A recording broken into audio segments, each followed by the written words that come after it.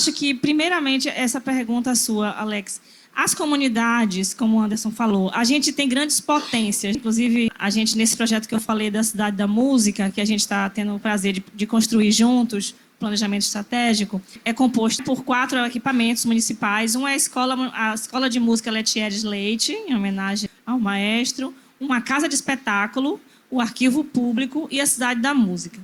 E quando a gente está construindo o planejamento pedagógico, e uma das coisas que a gente incluiu é gestão de carreira, por exemplo, como um dos nossos diferenciais.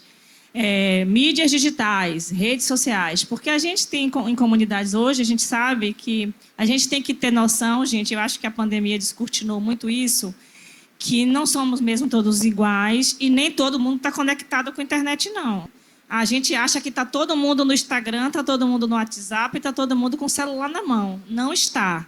A gente tem comunidades, casas aqui bem próximo de nós, a gente não precisa nem ver na imprensa, que as pessoas sequer têm água encanada em casa, que sequer têm um banheiro. Como é que a gente pode pensar que essa pessoa tem celular, tem internet, tem Instagram, sabe usar o LinkedIn, sabe usar? A gente não sabe. E mesmo que saiba, muitas vezes, eu vivi muito isso, inclusive na minha área como gestora, como educadora e nas consultorias que eu fiz ao longo da pandemia, às vezes é um celular apenas para a família inteira.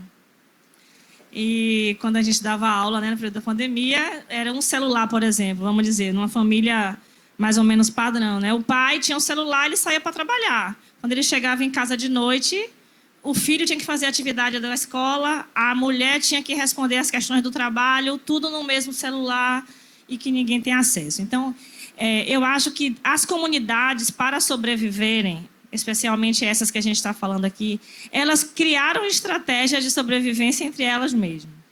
E um ponto que eu acho que a gente, enquanto empresa, aí eu estou falando muito do lado mais empresarial, as pessoas que estão no nível de privilégios e de acessos, a gente precisa oportunizar a essas pessoas, inclusive, que elas se sintam pertencentes a determinados lugares.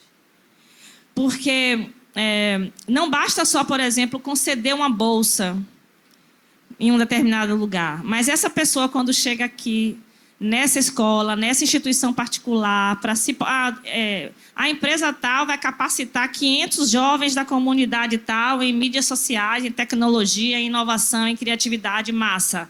A gente vai dar a bolsa, vai dar o transporte, vai dar. Mas esses jovens, quando chegam aqui nessa instituição, eles se sentem pertencentes?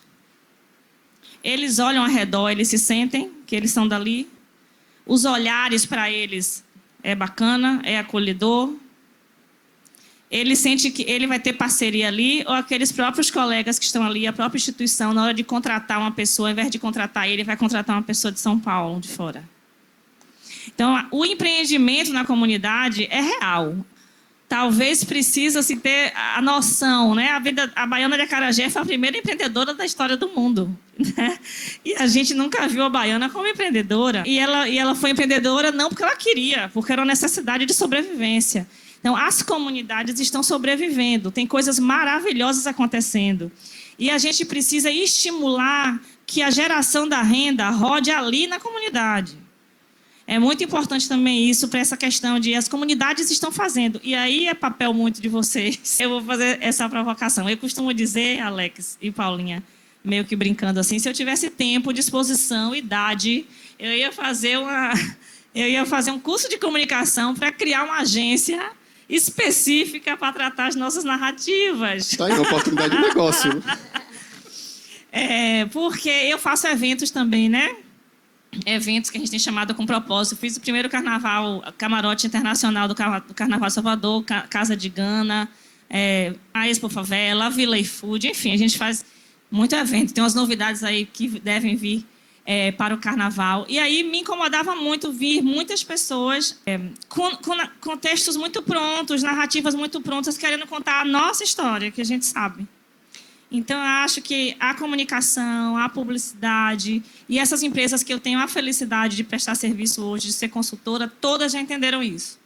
Sabe? Os shoppings, o aeroporto, o iFood, todas já entenderam isso. E a gente tem lá suas dificuldades, uma coisinha ou outra, mas a gente já evoluiu um bocado.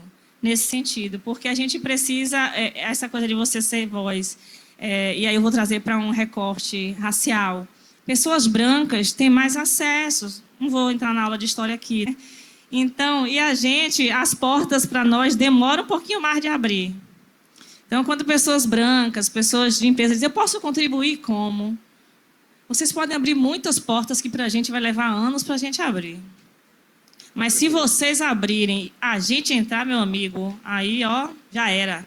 Entendeu? Eu acho que é mais ou menos isso. A gente precisa disso. As comunidades estão ali vibrando todo dia, toda hora. Qualquer uma dessas que Anderson citou aqui, que a gente for lá agora, tem alguma coisa bacana acontecendo. Mas a gente não está sabendo, a gente não vai lá.